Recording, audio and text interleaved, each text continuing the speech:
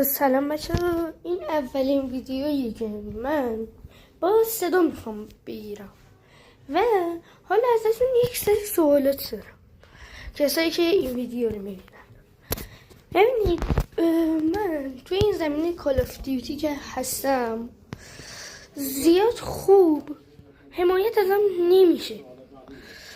من یه چند تا مورد از کارهایی که میتونم انجام بدم و واسه تون میذارم وسط. حالا خودتون از بین اونا یکی رو انتخاب کنید، چون که من خودم دیدم که یک سری افراد هستن که منو تو کالاف مسخره میکنن چون که زیاد خوب بلد نیستم با یک سری از گانها بازی کنم. حالا دارم میپرسم که این نظر شما باشه من موضوع ما عوض کنم. حالا موضوعاتی که من دارم واسه این که به شما بگم، یکی از اونها انیمه است، ترکیب کاراکتراست و آره دیگه همین. حالا شاید هم بعداً یک سری چیزایی هم اضافه کنم به موضوعاتی که میتونم در موردشون ویدیو بذارم. حالا تا فعلا اینها فقط در توانم هست که بذارم.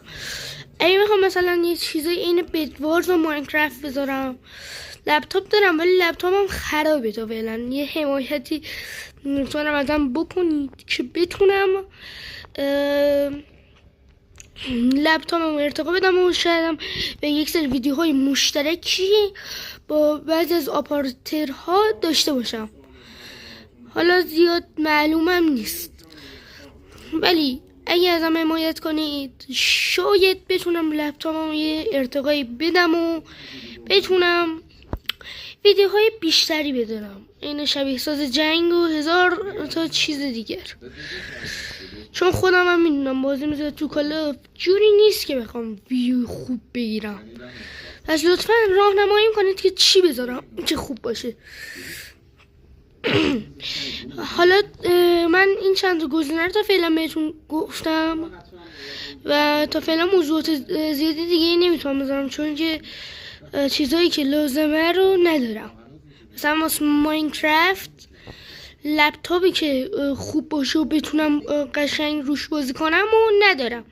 لپتاپ در حال حاضرم هم خرابه و کلهم بالا نمیاد. حالا کلهمن اگه تونستید یه حمایتی ازم بزنید و آقا کسایی که میگن ترکیب کاراکترها باشه موضوع لایک کنن، کسایی که میگن همین بمون کامنت بنویسن و کسایی هم که میگن در مورد انیمه و فکت ها بیام ویدیو بذارم اونا هم سابسکرایب کنن.